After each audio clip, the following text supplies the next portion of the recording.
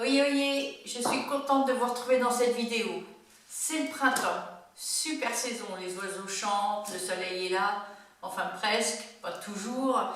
C'est une saison où on peut faire tout ce qu'on veut, aller dehors, se promener, aller regarder les paysages, en profiter pour regarder les couleurs, les lumières, et pourquoi pas dessiner. Eh bien, dans cette vidéo, je vais vous expliquer comment faire une composition d'un paysage de campagne, mais d'après une photo. Alors, il faut savoir qu'il ne faut pas tout prendre de ce qu'on voit sur une photo. Il ne faut pas être trop fidèle à la photo. Il faut savoir changer les choses, il faut savoir la rendre plus dynamique, plus vivante, plus agréable à regarder. Donc, il y a certaines petites choses à changer par rapport à la photo.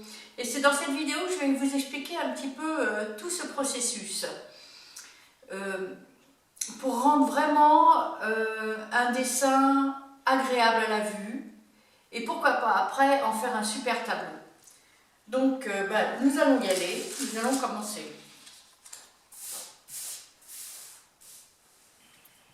Je vais donc travailler là sur la composition d'un paysage de campagne. Ce sera d'après une photo, donc. On pourra également travailler sur le vif ou dans la nature, ça c'est assez génial. Quand on prend une photo comme celle-ci, il y a plusieurs choses à changer pour rendre la composition beaucoup plus dynamique, car parfois une photo peut être ennuyeuse et plate. Je vais commencer par diminuer l'importance du ciel en repoussant les arbres vers l'arrière, donc, afin de diriger le regard à l'intérieur du paysage. Je pense que je vais également incliner davantage les ombres portées, là, pour donner du dynamisme et de la force au dessin. Il ne faut surtout pas hésiter à exagérer ou à déplacer des détails importants. En premier lieu, il faut poser donc la ligne d'horizon qui se trouve ici, et une un peu plus petite derrière, mais la principale est ici. Je positionne donc ma ligne d'horizon et je prends garde de mettre que les grandes lignes car elles vont me servir de ligne de construction. Nous remarquons ici que le champ est séparé en deux parties par ce trait, par ces arbustes. Cette diagonale est importante. Je vais donc l'accentuer en fait pour qu'elle attire le regard vers l'intérieur du paysage, qui est quand même le principal centre d'intérêt.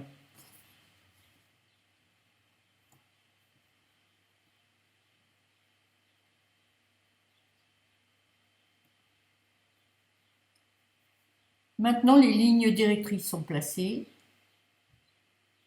Je vais commencer par positionner les arbustes. Il faut juste, mais vraiment juste, dessiner les contours en veillant à respecter les proportions. Pas de détails à ce niveau de dessin.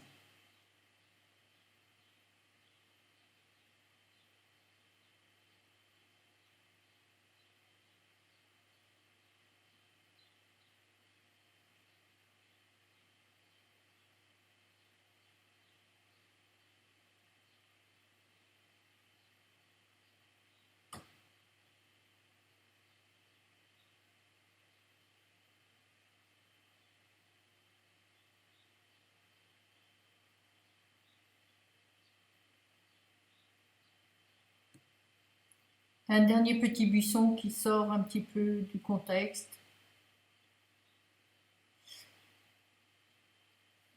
Je positionne maintenant les ombres portées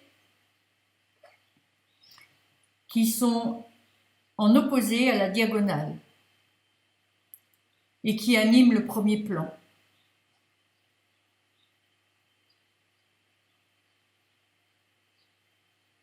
Elles seront légèrement inclinées par rapport à la ligne d'horizon.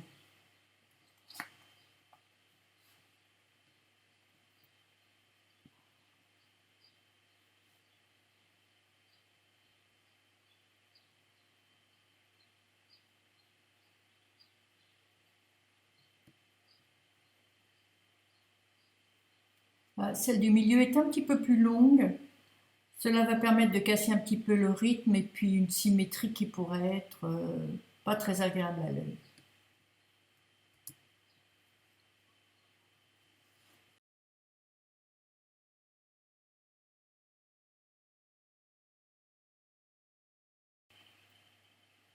Je vais dessiner maintenant les arbres d'une façon très épurée. Surtout pas de détails, hein. C'est toujours pas maintenant qu'on met les détails. Le dessin doit être léger. Je n'appuie absolument pas sur mon crayon.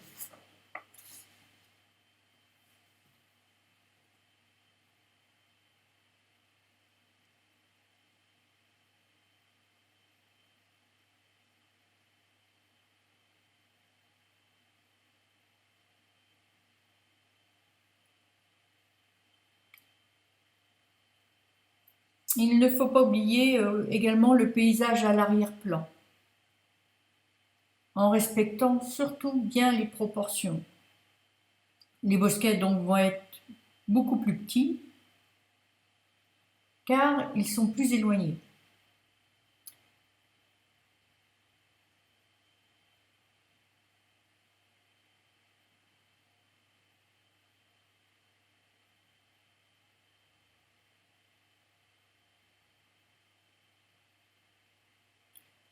Je procède de la même façon donc sur la gauche.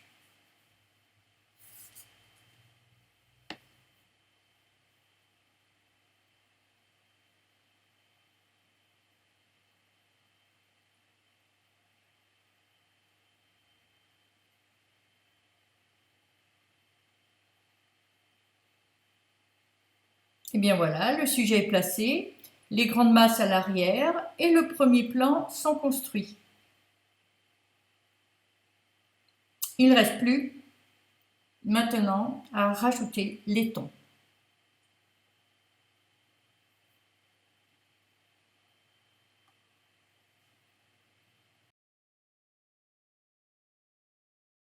Le sujet étant placé, on va commencer à mettre de la vie un petit peu à tout ça. D'où les tons. Je vais donc commencer par le ciel.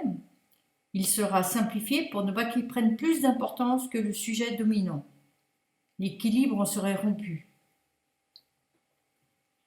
Avec le même crayon, HB, on va faire des hachures obliques assez légères de façon à donner un effet de mouvement. Il faut garder surtout le sujet principal qui sont les arbres.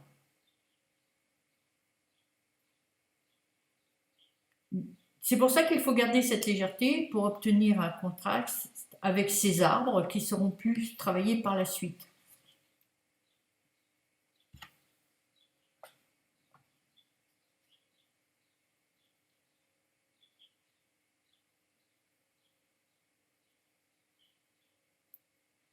Ces hachures que je fais peuvent représenter les nuages. Il ne faut surtout pas oublier que le ciel est là pour donner une ambiance. Il ne faut pas qu'il prenne plus d'importance que cela.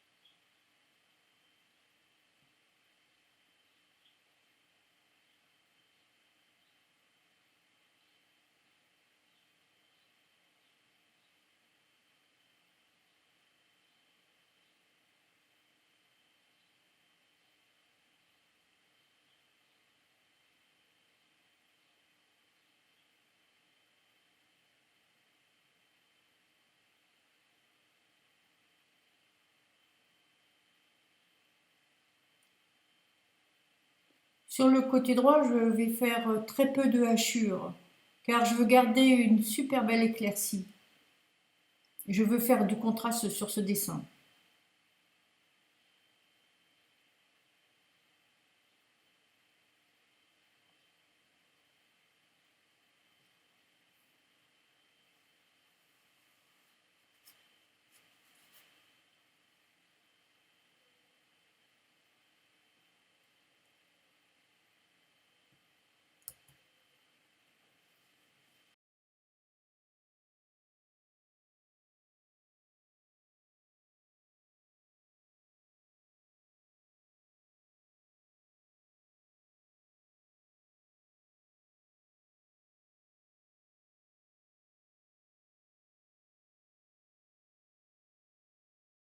Je vais commencer la végétation maintenant. Je travaille donc les tons sur les buissons, en petites hachures obliques de tailles différentes et de sens également différents pour suggérer le feuillage.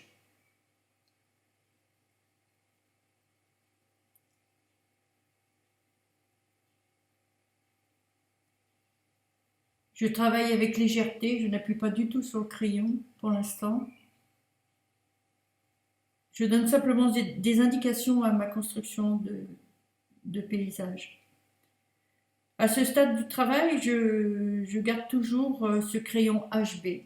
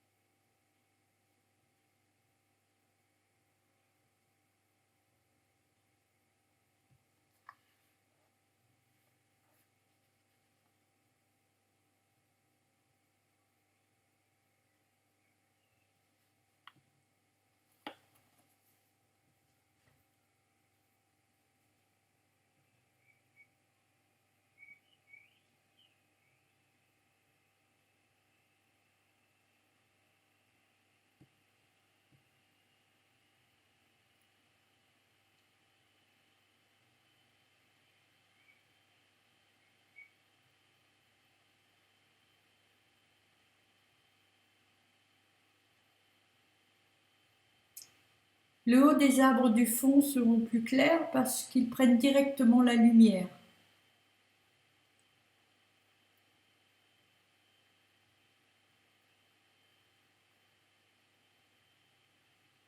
De la même façon que le côté gauche.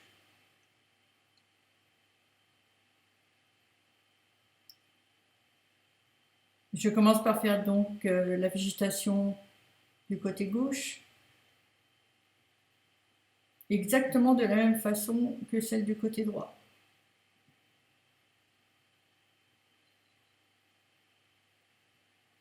En ombrant la base et en faisant des petites hachures obliques dans différents sens, plus ou moins soutenus.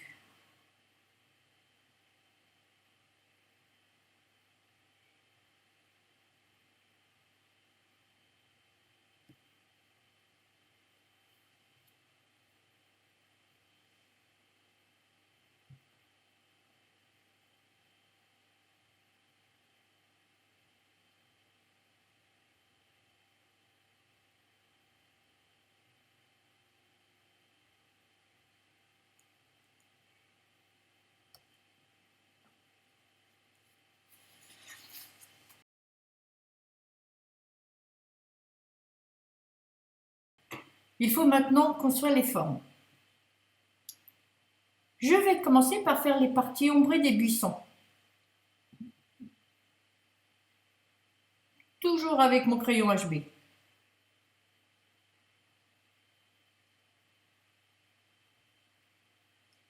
Je prolonge les ombres portées sur le champ en évoquant de l'air par des petits traits verticaux. Il ne faut pas oublier que c'est un champ de chaume.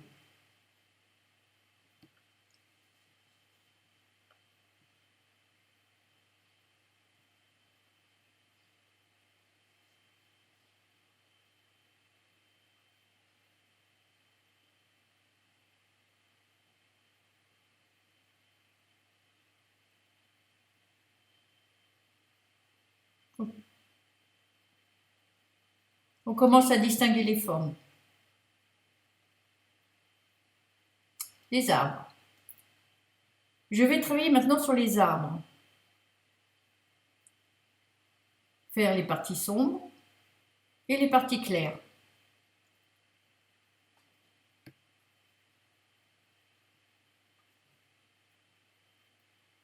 On prend toujours en considération que la lumière se trouve toujours au sommet. Donc je procède de la même façon, des petits traits obliques dans différentes directions pour suggérer le feuillage.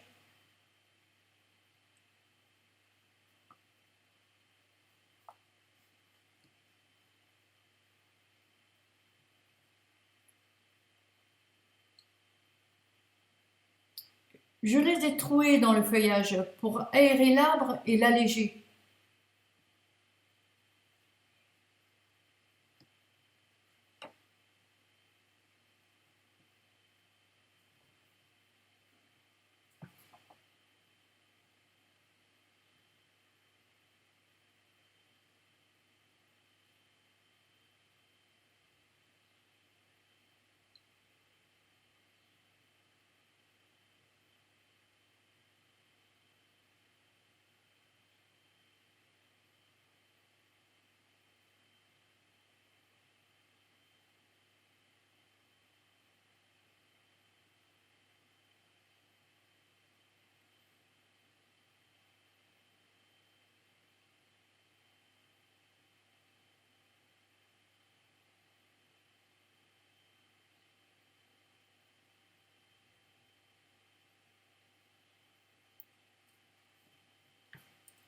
Je vais foncer l'arbre qui se trouve derrière pour faire ressortir les éclaircies des arbres principaux et ainsi donner du relief à l'ensemble du paysage.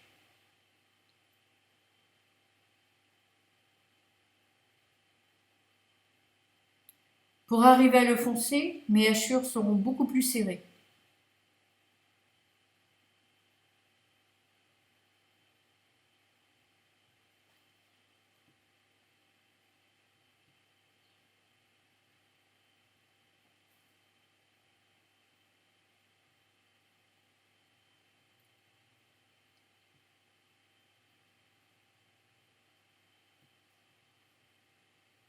On commence à voir les formes et le relief.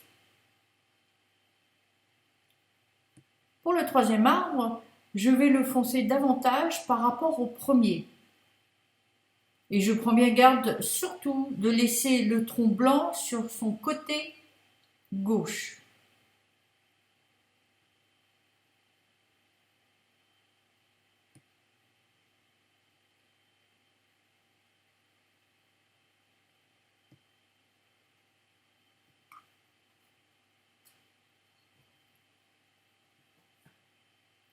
Les tons sont mis en place et donnent déjà du relief. Les formes sont faites. L'étape suivante.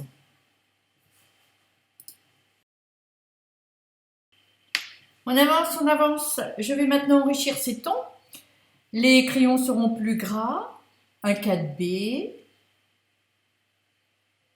et un 8B. Je vais commencer le travail par le haut, tout en descendant pour ne pas salir le dessin. Et je me sers également d'une feuille de papier cristal pour mettre ma main et protéger. C'est plus sûr. Je commence donc avec le crayon 4B pour travailler des petites touches courtes et soutenues sur l'arbre de gauche.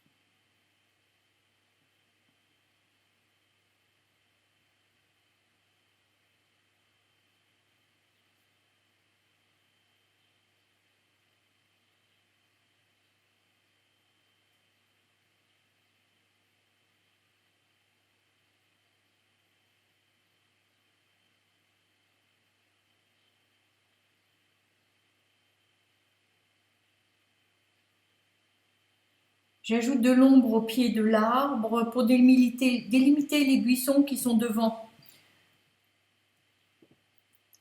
Je travaille donc en négatif.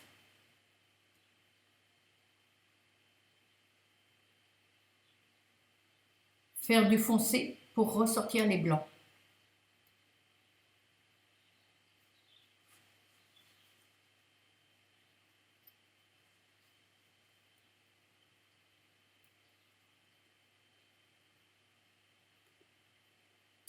À ce stade-là, je renforce les valeurs.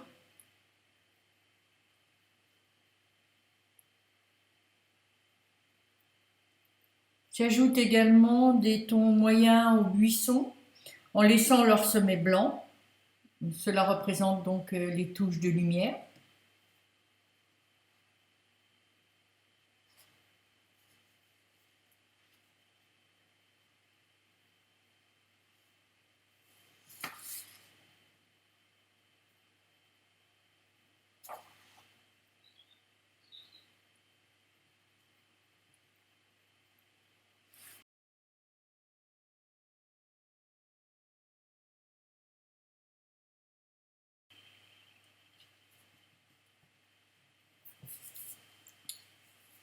Je vais continuer à mettre les valeurs sur l'autre arbre.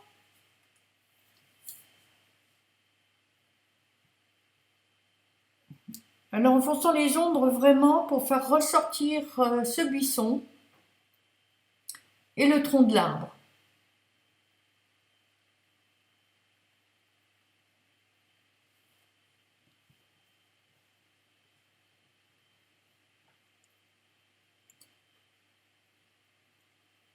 Cet arbre a une belle éclaircie à cet endroit-là.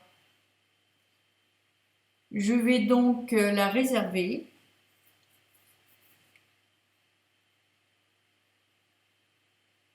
De façon à lui donner un volume. Donc je vais évoluer plus vers le côté droit pour mettre beaucoup plus d'ombre sur le côté droit. Et plus il y a de contraste, plus les éclaircies seront lumineuses.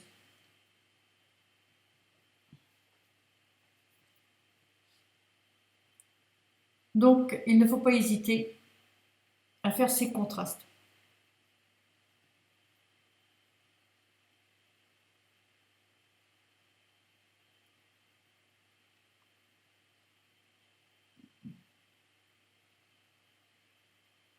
Je vais également bien foncer la base à droite afin de vraiment faire ressortir le tronc de cet arbre avec des toutes petites touches régulières. Tout est irrégulier, c'est du feuillage. C'est presque du pointillisme.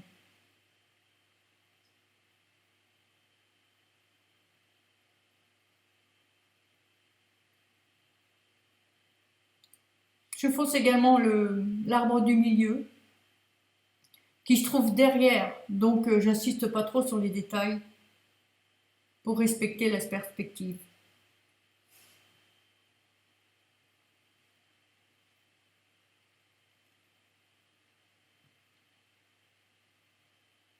Une petite bande d'herbe qui délimite un petit peu le champ.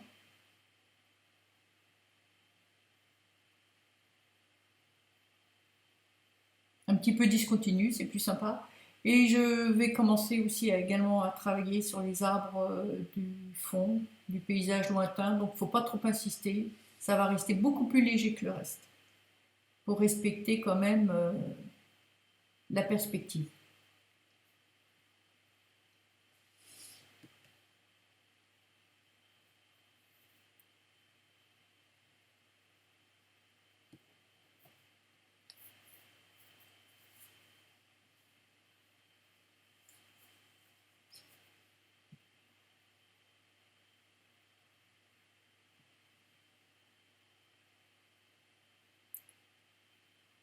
Je vais m'attaquer à la partie gauche.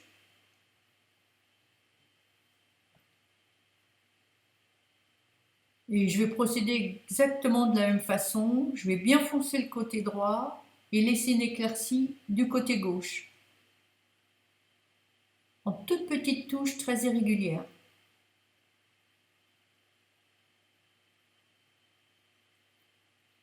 Et on commence à voir bien les volumes.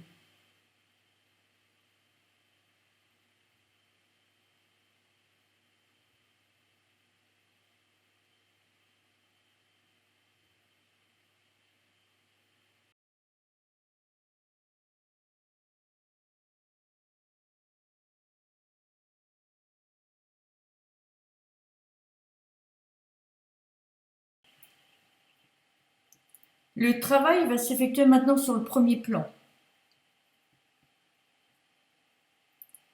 Je vais travailler donc sur les ombres des buissons avec le crayon 8B. C'est un crayon très gras pour renforcer les ombres, car ces buissons se trouvent au premier plan.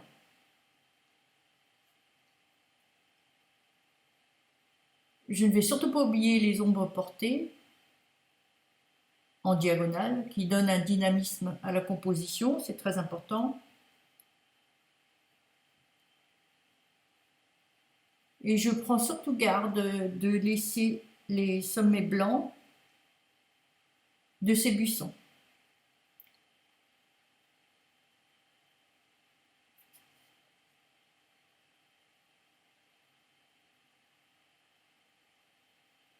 Il n'est pas nécessaire d'appuyer fort sur ce crayon, il est gras.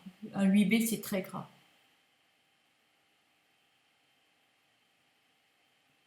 Il faut toujours travailler encore toujours en petites touches.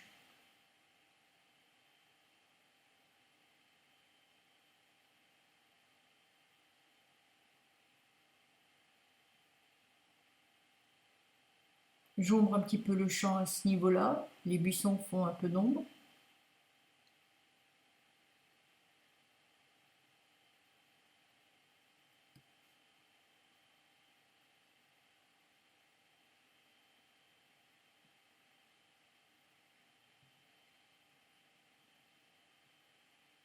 Je vais faire également des ombres derrière ce champ également, pour diriger le regard vers les arbres et les mettre en valeur, car ces arbres sont vraiment très importants.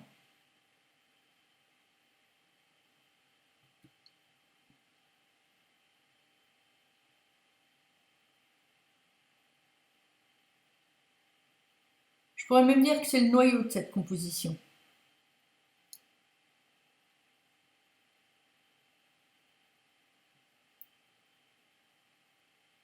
J'ai un peu sali les sommets des buissons, donc je vais les réclaircir un petit peu.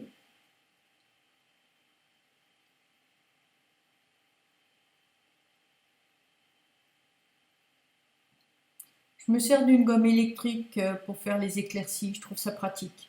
Mais on peut se servir d'une gomme tout à fait ordinaire.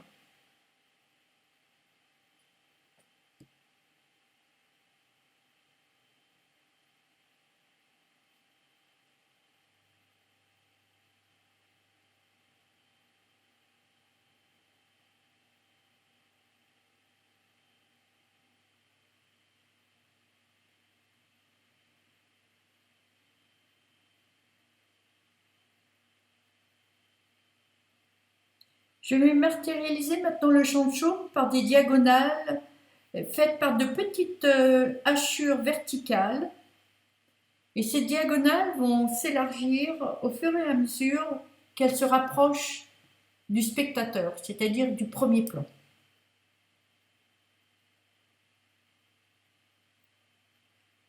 Et en fait, ces diagonales vont permettre de donner un certain dynamisme à la composition.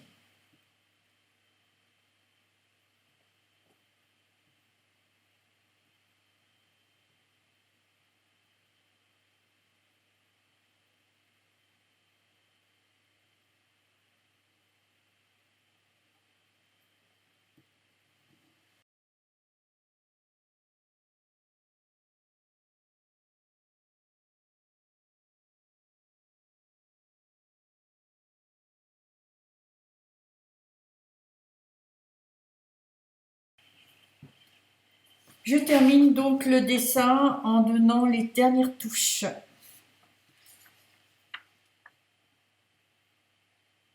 Pour éviter trop de contraste dans le feuillage, j'introduis des tons moyens avec de légères hachures, en douceur bien évidemment, avec le crayon HB.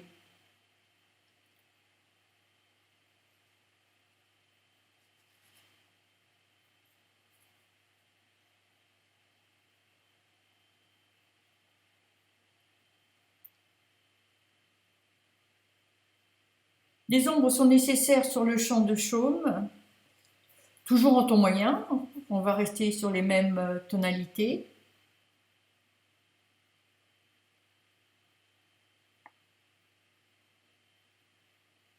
Je vais également faire le tout premier plan sur les diagonales. Les diagonales donnent une belle profondeur.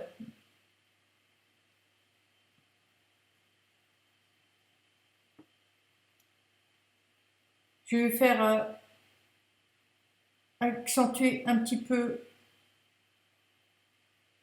la chaume avec des petits traits verticaux.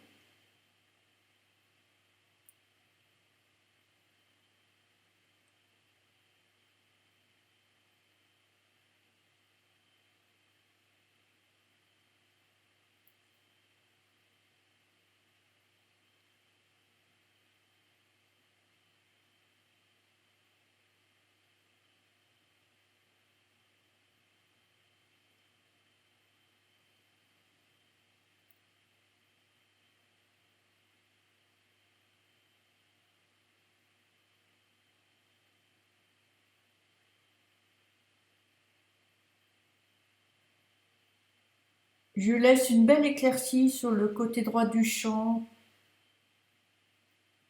pour justement garder ce contraste et cette lumière. Donc, je fais d'autres hachures dans le sens inverse sur le côté gauche du paysage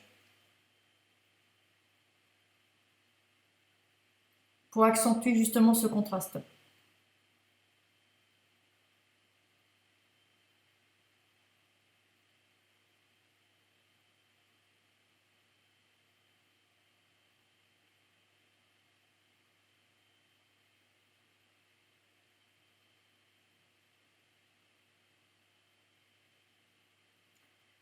Il faut prendre du recul un petit peu avec son dessin afin de voir si tout est bien équilibré.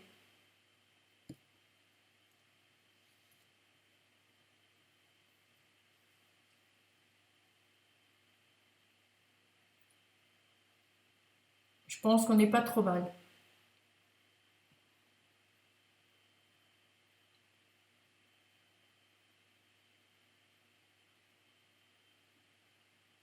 Je vais prendre une estompe pour adoucir un petit peu les traits de mes hachures dans l'arbre, pour unifier un petit peu ces tons, tout en faisant super attention de laisser les parties claires.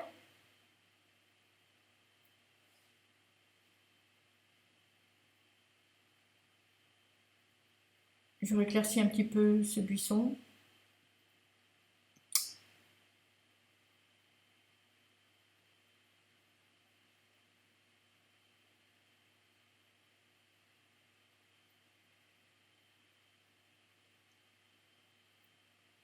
Et avec cette estompe, en fait, qui est déjà sale, je vais matérialiser des traces de roues de tracteur en représentant une courbe qui donne de la vie au paysage et qui casse un petit peu la rigidité des diagonales.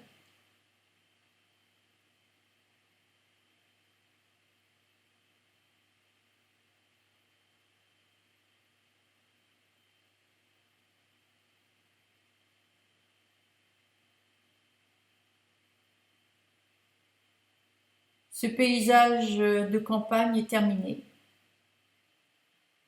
Il est équilibré, il a des contrastes. Une belle éclaircie sur le côté droit.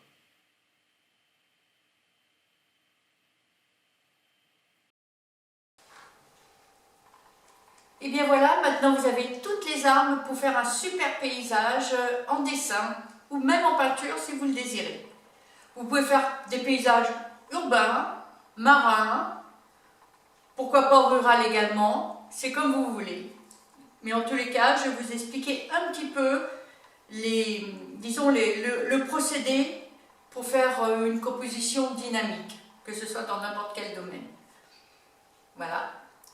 Maintenant, vous pouvez aller voir mon travail si vous le désirez sur mon site internet, où les liens sont marqués en dessous de cette vidéo, tout en sachant que je ne travaille pas beaucoup le paysage, mais que je travaille surtout sur la vie sauvage, le règne animal. Sinon, si vous voulez d'autres tutos, ou si vous avez des idées de projets, ou des choses que vous voulez apprendre, que vous ne savez pas encore, donnez-moi vos idées sur la vidéo dans les commentaires. Je serais ravie de vous aider, puis d'en faire pourquoi pas des tutos. Et puis de liker aussi cette vidéo, ce sera super sympa. Voilà, je vous dis à très très bientôt. Ciao ciao!